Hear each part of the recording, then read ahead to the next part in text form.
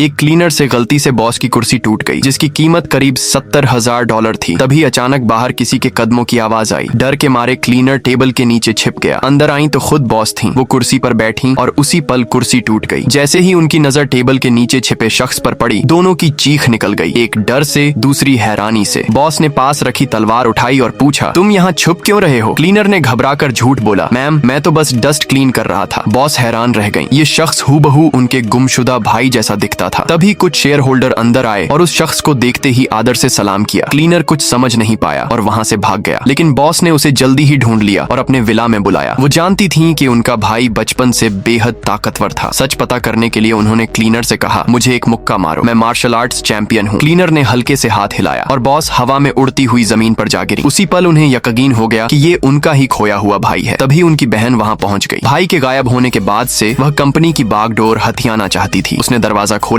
और सीधा बहन से कंपनी के शेयर ट्रांसफर पेपर्स मांगने लगी। लेकिन जैसे ही उसकी नजर उस शख्स पर पड़ी, वो चौंक गई। असल में उसी ने प्लान करके अपने भाई को पहाड़ से गिरवाया था। उसे यकीन नहीं हुआ कि ये वही इंसान है। उसने चालाकी से कहा, अगर ये सच में हमारा भाई है तो इसे फाइट पसंद होगी। चलो कुछ मार्शल आर्ट्स चैंपियंस को बुलाते हैं। सभी बाहर खुले मैदान में पहुंच गए। क्लीनर बहुत डर गया। उसे समझ नहीं आ रहा था कि क्या करे। वो चुपचाप खड़ा रहा, कोई मूव नहीं किया। बहन को अब पूरा भरोसा हो गया कि ये कोई धोखेबाज है। उसने चिल्लाकर अपने साथ लाए फाइटर्स को कहा, इसे पकड़ो। जैसे ही चारों मार्शल आर्ट्स चैंपियंस उस पर टूट पड़े, सबको लगा अब ये शख्स मारा जाएगा। लेकिन अगले ही पल उन सभी को महसूस हुआ कि उनकी ताकत जैसे धीरे धीरे खत्म हो रही है। और तभी क्लीनर से एक जबरदस्त आंतरिक शक्ति का विस्फोट हुआ। चारों फाइटर्स जमीन पर गिर पड़े, पूरी तरह से लाचार। अब किसी को शक नहीं रहा, वो कोई आम आदमी नहीं था।